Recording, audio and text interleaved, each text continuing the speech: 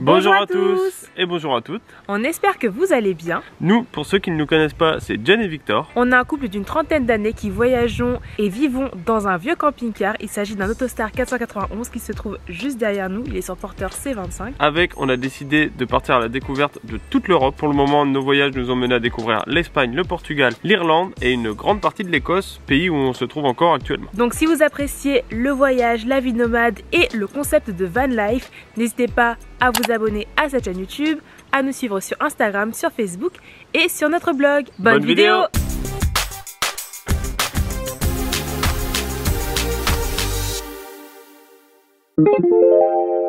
On a passé combien de nuits ici? Peut-être 3. On a passé 3 nuits sur ce parking au niveau de la ville de Dolar. C'est là qu'on s'est quitté dans la vidéo de la semaine dernière. On s'est bien détendu ici. On a même été rejoints par nos copains de la Wanderhouse Family qui nous ont quittés pour un long moment. Voilà, ils ont décidé de plus foncer vers l'Angleterre et c'est notamment lié au problème qu'a eu PA. Il s'est tordu la cheville. Donc compliqué pour les randonnées, pour les balades, c'est pas l'idéal. Du coup, ils foncent un peu plus vers la France plus rapidement. Nous, au programme, on veut visiter la ville de Stirling, de Falkirk et après Édimbourg. Donc c'est un peu le programme de cette vidéo. Et ensuite, vers la fin de la semaine, je pense qu'on va entamer notre descente vers la France. Donc Écosse, France, car nous devons prendre un ferry le 20 juillet qui nous mènera en France au départ de Douvres en Angleterre. Et voici la carte de l'Écosse. Actuellement on se situe à proximité d'Édimbourg, mais plus précisément on est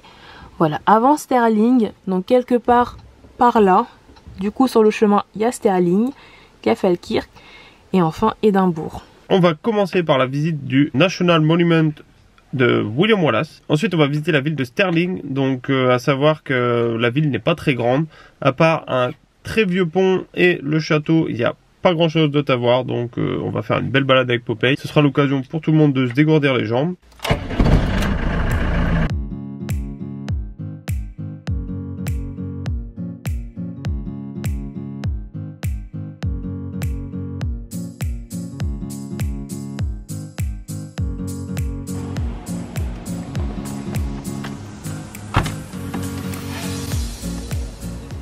Donc on se trouve actuellement au niveau du monument érigé en hommage à William Wallace. C'est un monument qui a été érigé en 1869 et qui se trouve sur le territoire de la ville de Stirling. Il est juste là, on va aller le voir. Donc comme habituellement, il y a une petite boutique. Évidemment. Coucou Popeye. On se trouve actuellement devant le National Wallace Monument. C'est un monument érigé en hommage à William Wallace. William Wallace est un combattant écossais né approximativement en 1270 et mort au mois d'août 1305. Il a longtemps combattu pour la libération et l'indépendance de l'Écosse contre les Anglais, contre le roi Édouard Ier, dit Édouard le Sec. William Wallace s'est élevé pour récupérer l'indépendance de l'Écosse et pour ce faire, il a réussi à rallier pas mal de seigneurs écossais. Il a au début mené des petites batailles avant de remporter une bataille très importante dans la ville de Stirling, où les Écossais étaient en grande infériorité par rapport à l'armée anglaise, mais grâce à une stratégie militaire mise en place par Wallace, ils ont réussi à l'emporter très largement. Voilà pourquoi le monument est érigé ici à Stirling. La bataille de Stirling a eu lieu en 1297. On est suivi une autre très grande bataille contre les troupes anglaises à Falkirk, où malheureusement les troupes de Wallace ont été défaites. Suite à cela, il s'est exilé en France pendant un moment et il avait le statut de hors-la-loi sur le royaume d'Angleterre. Il a malheureusement été pour lui capturé en 1305 et exécuté le 23 août de la même année dans des conditions vraiment horribles. Donc il a été traîné par les pieds, par des chevaux sur plusieurs kilomètres avant d'être à moitié pendu, avant de voir ses entrailles décrochées de son corps puis brûlées vives. Il a ensuite été décapité et démembré. Les parties de son corps ont été dispersées dans un peu tout le royaume pour vraiment semer la terreur. Et sa tête a été exposée sur le pont de Londres. À l'intérieur du monument en hommage à William Wallace, il y a un musée avec des expositions qui est payant. En tout cas, la balade pour arriver jusqu'au monument, elle est environ de 15 minutes en montée. C'est de type randonnée un peu. C'est une petite randonnée pour accéder au monument qui est en hauteur. Le parking pour se garer au niveau du monument est gratuit. Ça, c'est top. Et en plus, on peut y rester 3 heures. Quant à nous, on repart. Pour les personnes qui n'ont pas envie de grimper, il y a un service de navette gratuit. cuit. On est arrivé dans la ville de Sterling. Là il y a une petite averse qui passe. On va en profiter du coup pour manger. On est au niveau du parking du Tesco. C'est pratique quand même les parkings des Tesco parce qu'ils sont quand même assez grands. Surtout pour les gens qui voyagent en camping-car du coup. Et il y a souvent 2 heures autorisées. Voilà c'est ça. Miam miam. C'est donc ici, le 11 septembre 1297, qu'a eu lieu la fameuse bataille du pont de Stirling, bataille au cours de laquelle les troupes écossaises menées par William Wallace ont mis en déroute les troupes anglaises. Il faut savoir que les troupes écossaises étaient composées d'à peine plus de 2000 hommes, alors que les troupes anglaises étaient composées pour elles de 6500 soldats. Les troupes écossaises ont surtout profité de l'avantage du terrain pour mettre en déroute les troupes anglaises, car le sol était très marécageux à l'époque, et donc la cavalerie anglaise, qui était très lourde, s'est retrouvée piégée dans ces marécages, et les Écossais n'ont plus qu'à à les massacrer. Les troupes écossaises ont connu que très peu de pertes, alors que ça a été une grosse déroute pour l'armée anglaise, et c'est ce qui a permis à William Wallace de rassembler encore plus de seigneurs écossais avec lui, et d'enchaîner les victoires jusqu'à la malheureuse défaite de Falkirk qui s'est déroulée en 1298. Le pont, il faut savoir qu'il a été reconstruit parce qu'il s'est écroulé pendant la bataille également de Stirling parce que les troupes qui étaient dessus étaient trop lourdes.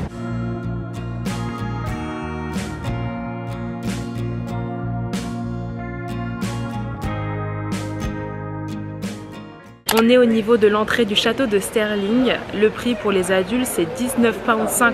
Et du coup ça revient environ à 23 € je dirais. Nous on n'a pas décidé de payer pour l'entrée.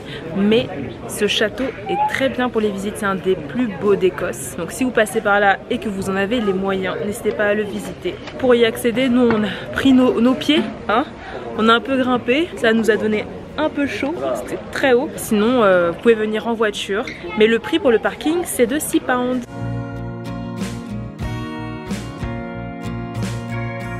C'est ici que notre visite de la ville de Stirling s'achève. On va maintenant prendre la direction de Falkirk. Et oui, c'est moi qui prépare le petit-déj de ce matin. Qu'est-ce que tu nous prépares? Eh bien pour Victor ce sera un sandwich cheddar jambon avec un œuf brouillé. Et pour moi ce sera 2 toasts, pain, cheddar, bacon, œuf au plat. Eh ben, ouais. Ça a l'air bon tout ça. Avec la classe. Il a énormément plu toute la nuit.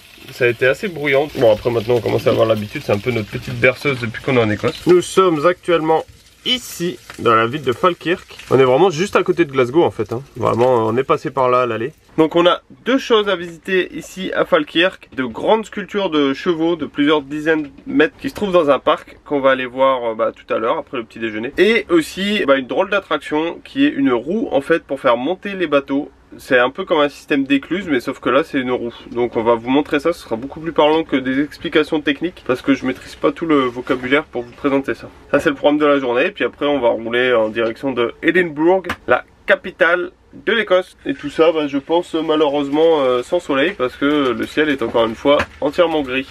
Mais Victor, raconte ce qu'on a fait hier soir. Et hier soir du coup, vu que c'est un peu la région parfaite pour regarder ce film, on a regardé le film Braveheart avec Mel Gibson, donc qui retrace l'histoire de William Wallace un peu américanisée, parce que bon ça se passe pas exactement comme dans le film non plus. Et du coup c'était assez marrant parce qu'on voyait la ville de Stirling, la ville de Falkirk, Édimbourg, tout ça, et en fait vraiment son histoire s'est vraiment passée dans la région dans laquelle on est actuellement, donc c'était vraiment très parlant. Ceux que ça intéresse, le film en fait nous on l'a trouvé sur YouTube directement en tapant Braveheart en français. Bon il est pas dans une qualité de dingue mais bon pour ceux qui veulent le revoir prévoyez 3 heures de votre temps parce que le film est assez long. Je connaissais déjà William Wallace par rapport à ce film et un jeu vidéo auquel j'ai beaucoup joué quand j'étais plus jeune, Age of Empires 2 pour ceux qui connaissent, où on retrace la campagne de William Wallace contre les Anglais. Et pour Jen je crois que c'était une grande première hein mon amour. Non je connaissais pas et franchement c'était vachement sympa.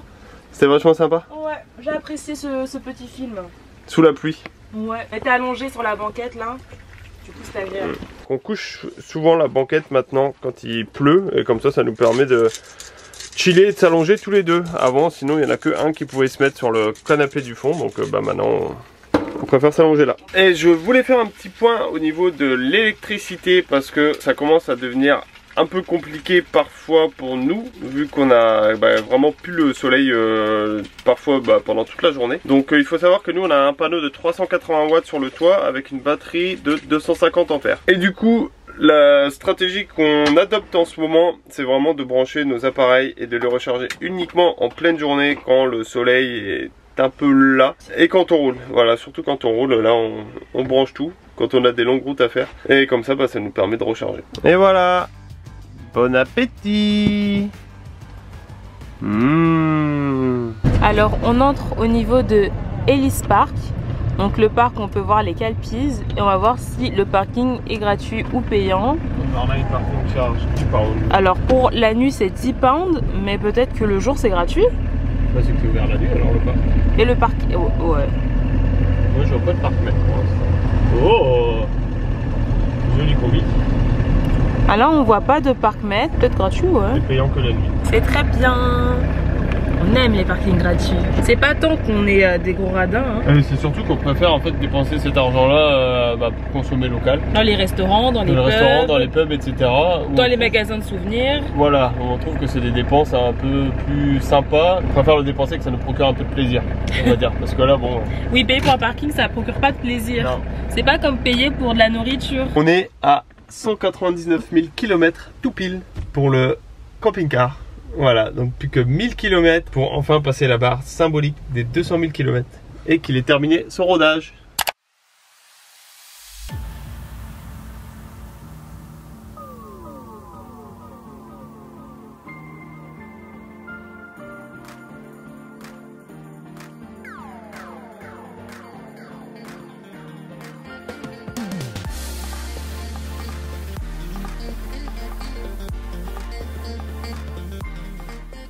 En marchant environ 300 mètres, on tombe sur un parking payant. C'est 1 pound pour les scooters, les motos, 4 pounds pour une voiture et 6 pounds pour un camping-car. Mais si vous avez l'espace, garez-vous au parking gratuit parce qu'en fait, se garer au parking gratuit, ça permet de faire une petite balade et de préserver des petits animaux mythologiques, des animaux fantastiques. Victor là, il fait des stories. N'hésitez pas à nous suivre sur Instagram parce qu'on fait plein de jeux, on fait des stories marrantes.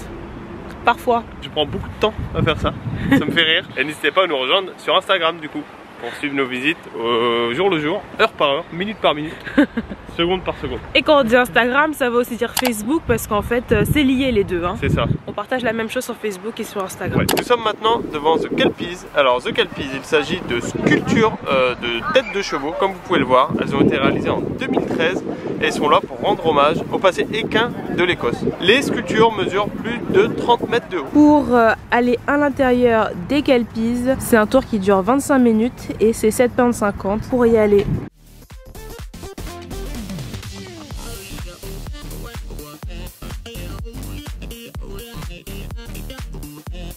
C'est impressionnant! Et ils sont beaux! Ah, ils sont beaux, hein?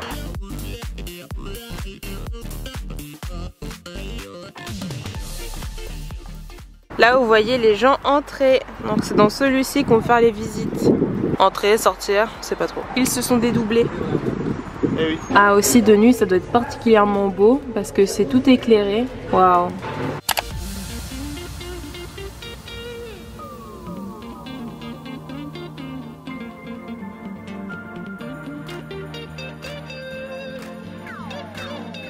Nous voici devant la Falkirk Wheel. Il s'agit d'un ascenseur à bateau rotatif qui a été mis en place en 2002 au sein de la ville de Falkirk pour relier deux canaux qui avaient une différence de hauteur de 35 mètres.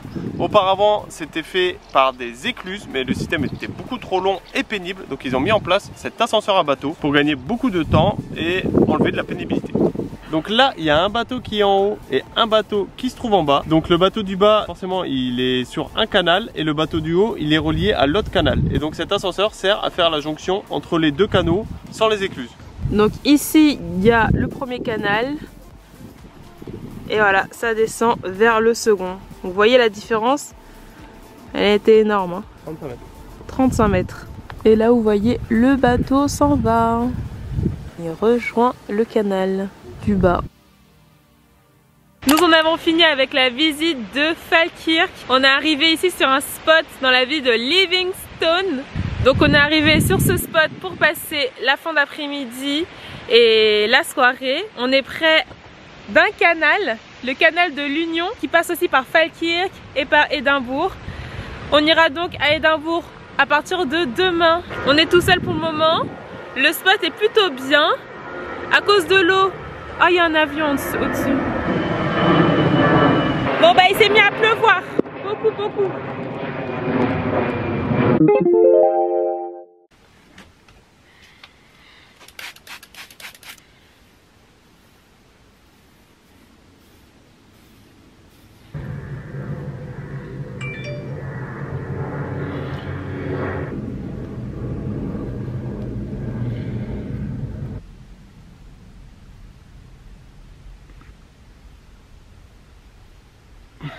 Hop. Alors nous sommes mercredi 12 juillet, il est très tôt. Enfin il est très tôt pour nous en fait, parce qu'il est 7h30. Normalement on se réveille pas à cette heure là, on se réveille un petit peu plus tard. Mais là on a prévu d'aller à Édimbourg aujourd'hui, donc la capitale de l'Écosse. La capitale de l'Écosse qui se trouve à peu près une quinzaine de kilomètres de là où on est. Et il faut savoir que les places de parking sont très rares dans la ville. C'est vraiment quelque chose de super compliqué à trouver. On a trouvé un parking potentiellement gratuit, pas trop loin du centre-ville, mais il faut vraiment arriver tôt. Donc c'est pour ça qu'on s'est levé aussitôt ce matin. On espère avoir une place là-bas, sinon auquel cas on choisira un parking payant. On verra, parce qu'il n'y a vraiment pas trop d'autres choix. C'est quand même assez compliqué. Un peu à l'image de Glasgow ou de peut-être Dublin, mais vu qu'on n'avait pas fait Dublin, on peut pas trop le dire. Vraiment à l'image des grandes villes quoi. C'est pas ce qu'on préfère au niveau circulation et stationnement avec le camping-car, mais après c'est dans ces villes là qu'il y a généralement les choses les plus intéressantes à voir. Donc voilà, on va se battre pour avoir notre place.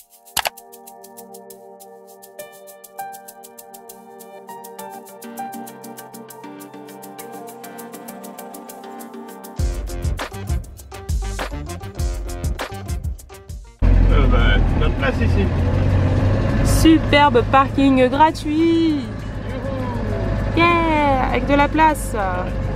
Ce qu'il est assez tôt. 8h30. Ah, les efforts payent. Les efforts payent. C'est un overnight parking, donc forcément il n'y avait personne ce matin. Donc on est bien arrivé sur notre parking à Édimbourg, donc parking gratuit qu'on a réussi à trouver, et on vous mettra l'emplacement sur l'article du blog qu'on fera sur Édimbourg pour ceux que ça intéressera, parce que franchement il est vraiment pas mal, et il a l'air vraiment safe.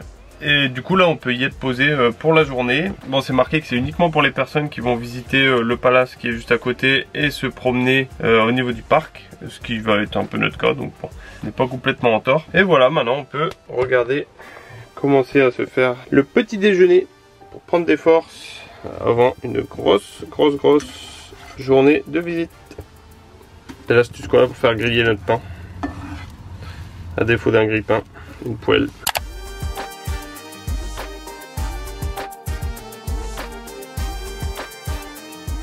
Ici on est devant le palais de Holyrood House, donc c'est un palais où séjournait la reine Elisabeth II lorsqu'elle était de passage à Édimbourg. Alors l'entrée est payante. Elle est de 19,50 € par personne. Donc nous, on va regarder l'extérieur. C'est ça. Alors l'entrée est peut-être payante, mais c'est gratuit d'aller faire des petites emplettes. Hein. Ils perdent pas le nord. Nous sommes à côté du Scottish Parliament qui se trouve juste en face du Holyrood Palace. Il faut savoir que ce parlement a été inauguré en 2004 par la reine Elisabeth II et en 2008 il a été élu 8e bâtiment le plus laid du monde. D'extérieur nous on le trouvait vraiment pas beau, mais comme ça on en a la confirmation. Il est possible de le visiter du lundi au samedi et je pense que c'est gratuit. On va maintenant grimper sur Calton Hill.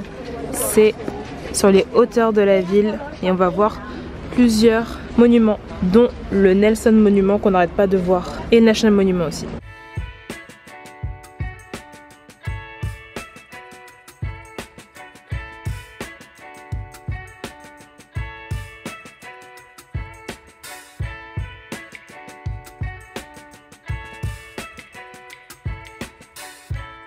Et voici le National Monument.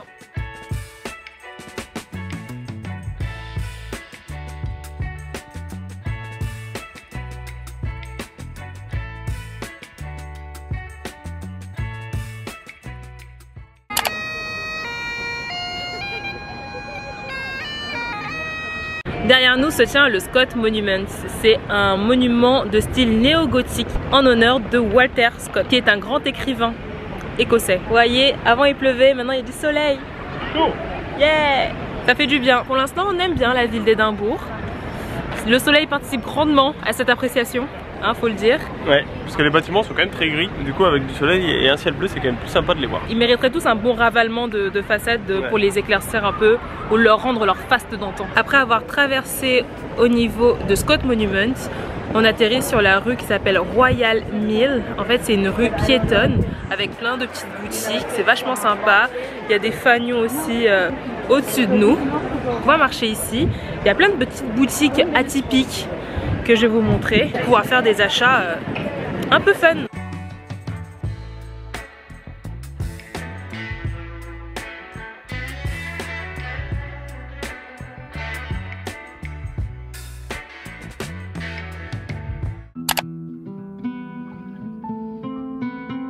On va maintenant aller au National Museum of Scotland. Donc c'est un musée gratuit. Victor et Popeye vont prendre place pour ne pas attendre. Donc là on est sur une imprimante du 19e siècle. Là c'est une très belle fontaine. Ici c'est une mâchoire de baleine. Fallait mieux pas être dans l'océan quand elle était là. Le musée est très beau et très lumineux. Il est sur 8 niveaux différents. Il est trop bien éclairé au niveau du hall central et en fait après il y a plein d'alcôves pour aller découvrir d'autres choses. Donc on va en visiter quelques-uns, mais je pense pas que je vais pouvoir faire tout le musée parce que vraiment il est énorme. Et moi quand il y a trop de monde et trop de pièces, ça m'oppresse un peu. Enfin je me sens pas très à l'aise.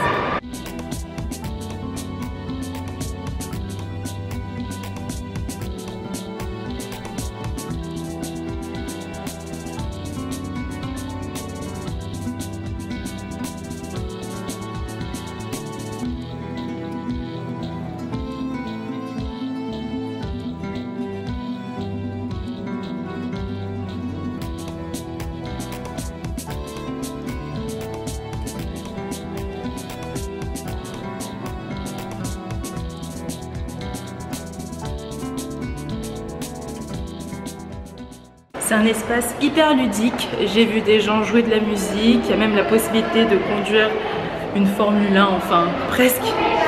Mais vraiment, c'est super grand et c'est super sympa. Faudrait pas que je me perde. C'est un musée gratuit, mais vous êtes incité du coup à faire une petite donation en contrepartie. Donc là par exemple, 5 pounds. Donc tu as le choix, tu donnes pas. En tout cas c'est magnifique ici. Waouh! Regardez comment c'est lumineux. J'ai un teint...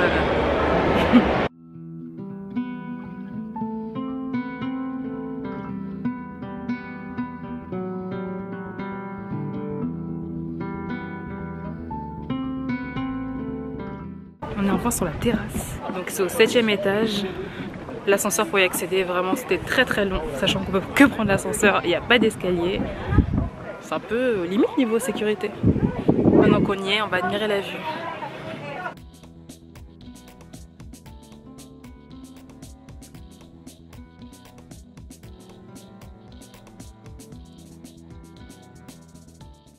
Ah en fait si, il y a un escalier.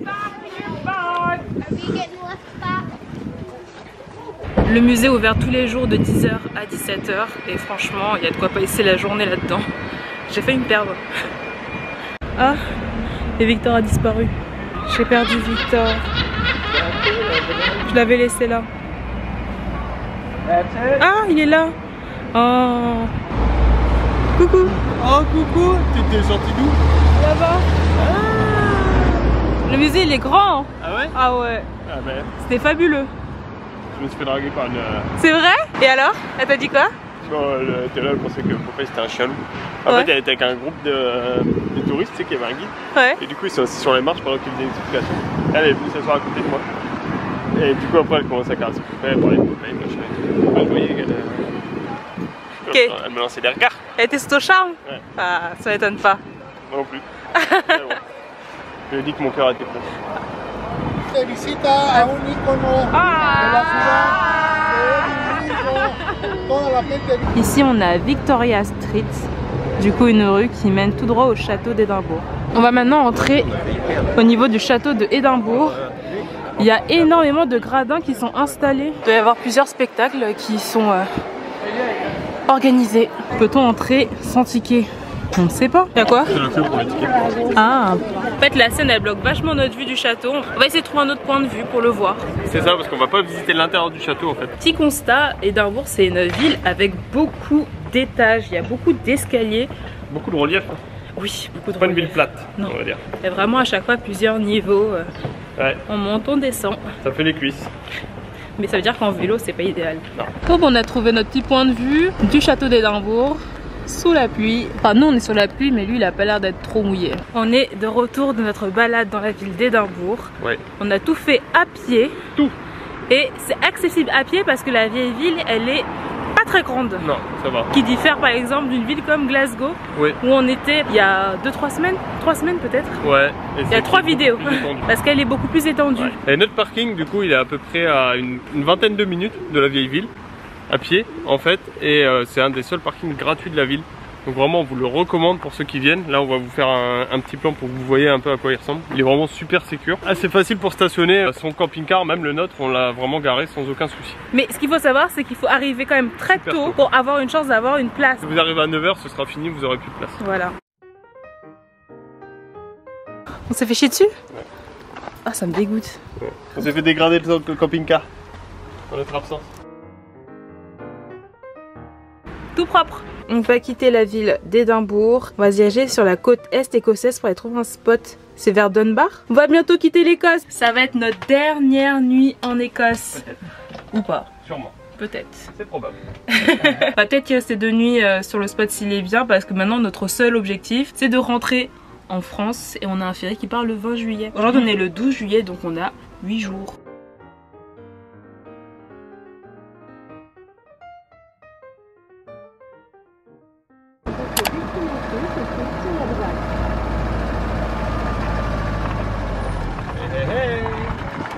Et voici le spot. Je me mets derrière le camping-car pour être un peu caché du vent. Donc on est bien arrivé sur le spot, c'est cool parce qu'on est tout seul. Bon, il va pleuvoir prochainement, enfin très prochainement, donc c'est pour ça que je vous montre le spot tout de suite. On est sur la côte est, plus ou moins à la frontière avec l'Angleterre, à quelques dizaines de kilomètres. Bon, encore une fois, on n'est pas trop loin de la route. C'est une voie sans issue en fait qui mène absolument à rien. Donc en théorie, il n'y a pas trop de voitures qui viennent par là. Petite vue sur la mer, ça faisait longtemps. Et voilà, puis il y a aussi la place pour largement un deuxième véhicule si quelqu'un veut nous rejoindre. Donc c'est top, on va passer une bonne nuit. Miam miam miam, mais qu'est-ce que tu nous prépares, dis donc? Waouh! Je vais faire une sauce bolognaise. Comment j'ai faim! Voici mon ingrédient secret, de la purée d'ail. Avec ça, tous les plats en sauce se transforment en délices. Alors aujourd'hui, on est vendredi 14 juillet. Bonne fête nationale à tous.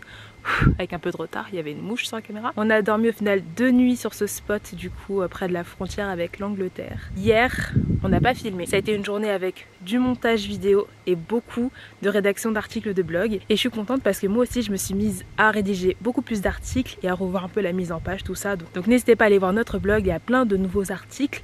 On s'avance vachement. Si vous préférez le format écrit et tout, donc c'est pour vous. N'hésitez pas à en parler aussi à vos proches qui aimeraient voyager, que ce soit en Espagne, en Irlande ou en Écosse. Donc on va quitter l'Écosse. On est très content parce que hier il a plu qu'une seule fois et c'est beaucoup moins humide du coup dans le camping-car. Et aujourd'hui il prévoit un peu de pluie mais beaucoup moins. Vraiment, ces derniers instants en Écosse sont beaucoup plus chaleureux, beaucoup plus ensoleillés. Donc on adore ça. T'es triste de quitter l'Écosse? Qu'est-ce qu'il y a?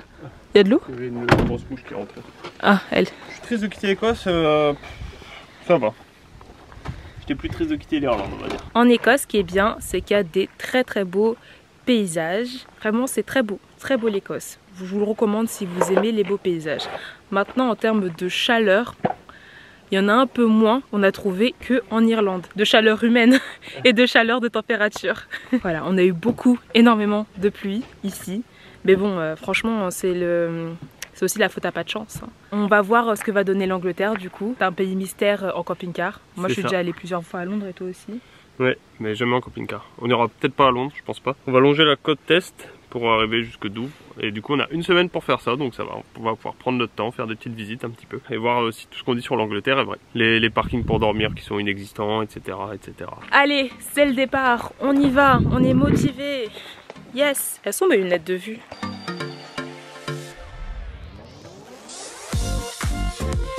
France, voilà. Voilà, c'est le chemin par la France. Ouais.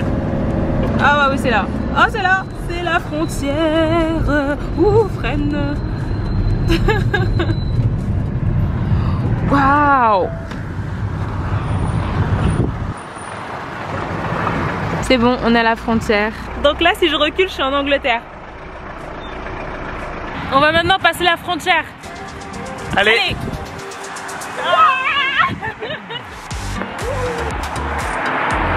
Alors vu qu'on a beaucoup d'autocollants, Jen et Victor, du coup les stickers, on va en coller sur les poteaux des drapeaux qui sont juste là parce qu'on voit qu'il y en a déjà pas mal. Et à chaque fois on oublie d'en prendre avec nous en fait, et du coup les endroits où il y a plein d'autocollants qui sont collés, on peut jamais en coller. Donc là pour une fois, on va le faire. Voilà. Voilà. La frontière sur laquelle on se trouve actuellement entre l'Angleterre et l'Écosse mesure 154 km de long. Il faut savoir qu'elle est en place depuis les années 1200. Auparavant, c'était le mur d'Adrien qui faisait office de frontière, notamment depuis l'Antiquité en fait, ce mur qui a été érigé entre l'Angleterre et l'Écosse pour séparer du coup le royaume des Pictes du royaume anglais. Et il est où ce mur d'Adrien? Et il est où ce mur d'Adrien? Il est beaucoup plus au sud. Le mur d'Adrien du coup est beaucoup plus au sud que la frontière actuelle, à peu près à 60-70 km, et on va y aller tout de suite.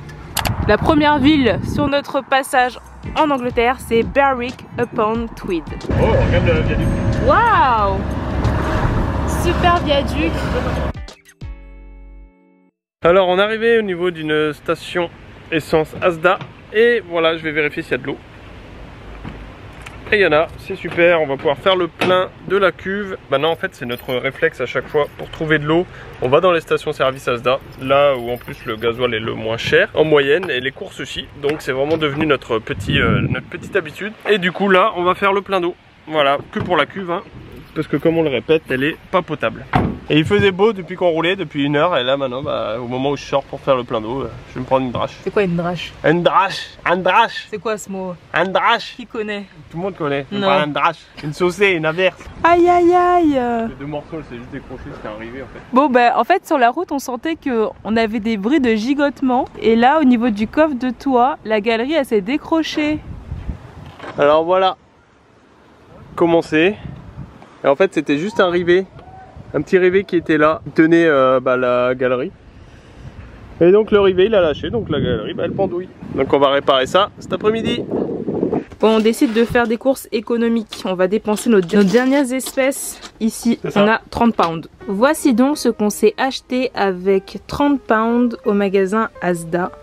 Du pain, des pancakes, pain au lait, des œufs, 2 sauces pesto, 2 sauces houmous, 2 petites pizzas, des nems au bœuf, des nuggets, du saumon, nectarines, avocat, des fraises, du jus de pomme, du fromage râpé et du lard d'Hammer. Voilà, on est plutôt content. Avec ça, on va pouvoir tenir nos 6 jours parce qu'on a on a encore pas mal de trucs dans notre frigo et dans notre bazar.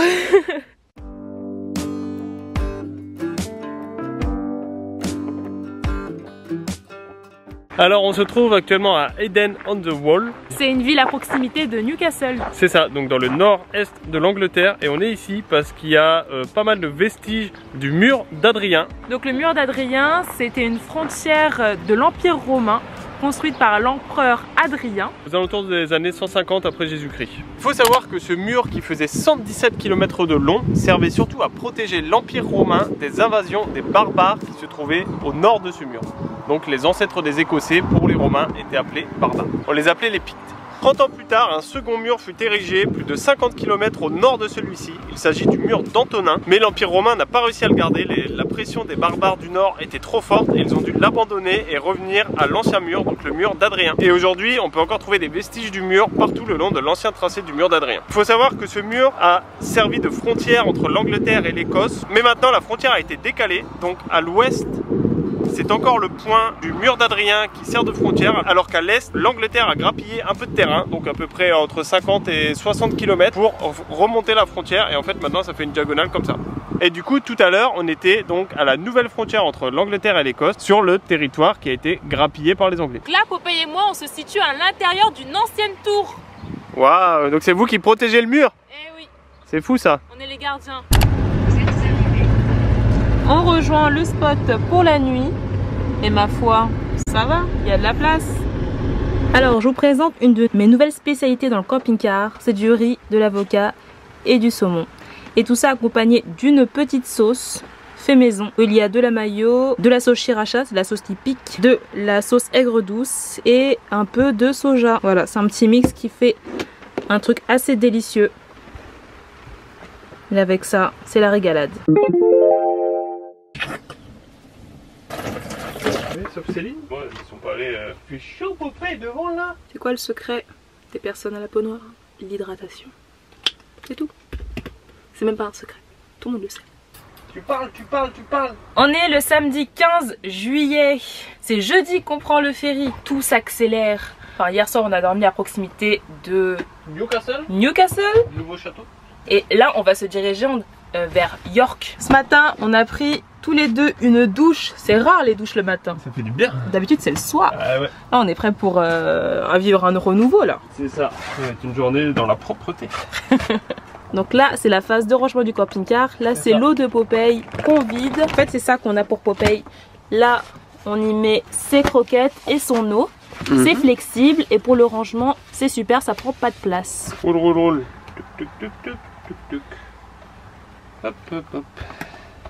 Voilà, il ne reste rien. Super pratique. On l'a acheté en animalerie. Alors Victor, c'est quoi le programme de la journée? Alors on va aller voir une cathédrale qui est plus ou moins sur la route. Elle est assez jolie, ça fait longtemps qu'on n'est pas là, on va voir. Et après on va rouler. Je trouve un petit spot nature qui a l'air vraiment sympa. Mais il y a au moins 3 heures de route je pense. Ça va être la grosse partie de la journée. De toute façon il faut qu'on descende, on n'a pas le choix. Donc on va rouler, se poser, puis après travailler.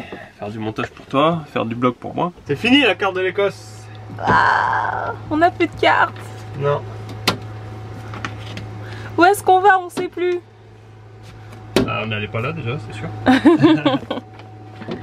On a aussi notre frigo qui a aimant.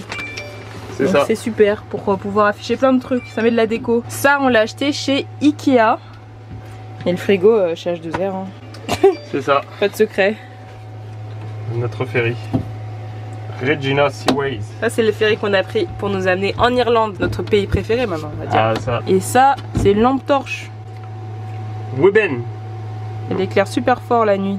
Elle est aimantée. Ouais, et elle est aimantée. Du coup, quand on doit faire une course, rapidement, dehors, on prend ça et... C'est vrai. Qui est là? Qui est là du coup. Je vais aller vous montrer la réparation que j'ai faite hier au niveau du coffre de toit. Enfin, c'est la galerie en fait qui s'était décrochée, désolidarisée du reste de la galerie. Et du coup, je vais vous montrer ça. J'avais déjà utilisé ce système de renfort pour une autre partie de la galerie. Donc c'est là-haut. J'ai mis le petit assaut juste là. On verra quand on sera de retour dans le nord de la France dans quelques jours du coup comment on peut faire pour consolider cette galerie. Même si je pense que pour notre prochain voyage, donc qui va être le Tour de Bretagne, on n'aura pas besoin du coffre de toit. Donc on va peut-être le laisser dans le nord, on va peut-être pas le prendre avec.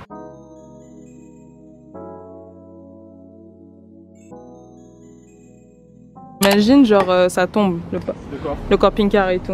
J'ai laissé une vitesse. Ah t'es fort.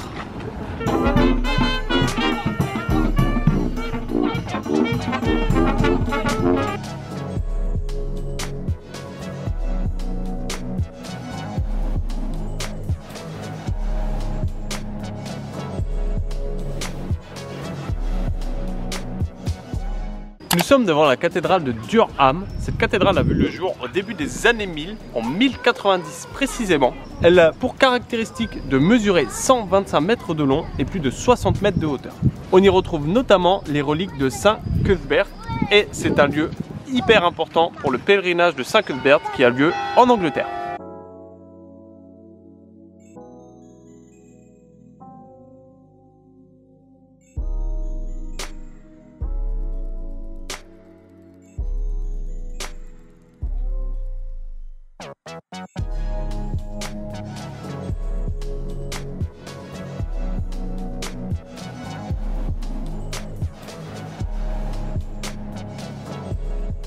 Alors dans la cathédrale, c'est pas si gratuit que ça, parce que pour pouvoir accéder au reste de l'édifice, etc., on nous propose de faire une donation. T'as toute une file qui te dit bah paye. Et autre chose, Eh ben, on m'a demandé d'arrêter de filmer à l'intérieur. Bah, j'étais en train de parler, d'évoquer qu'en fait il fallait payer pour accéder à plus dans la cathédrale et on m'a stoppé. Donc ici il y a la cathédrale et juste après il y a le château de Durham. Du coup pour entrer directement c'est payant et pour payer, prendre son billet, c'est dans ce bureau là. C'était aussi une université. Et vous voyez il y a des créneaux, 5 pounds pour un adulte. Ça va hein, c'est pas très cher. Et vous voyez comme il est tout caché. On peut rien voir avec tous les arbres. Couper les arbres. C'est sûr qu'ils le font exprès.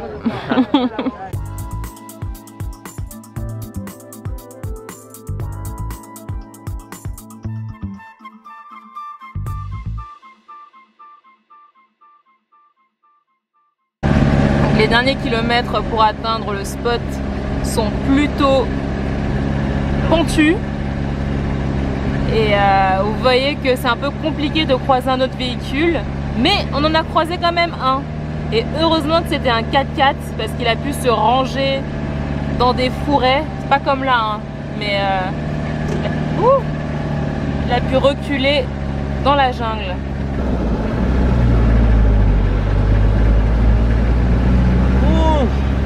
Alors on vient de croiser un panneau pour nous dire que c'était pas adapté aux véhicules cette route. Oh là là. Ouais. S'adapter à quoi? Au tracteur? Au 4x4, ouais, sûrement. Il n'y a même plus de marquage maintenant, c'est la one again. Bon, on est sorti du pier. Victor est soulagé. Un peu. Après, on n'est pas encore arrivé.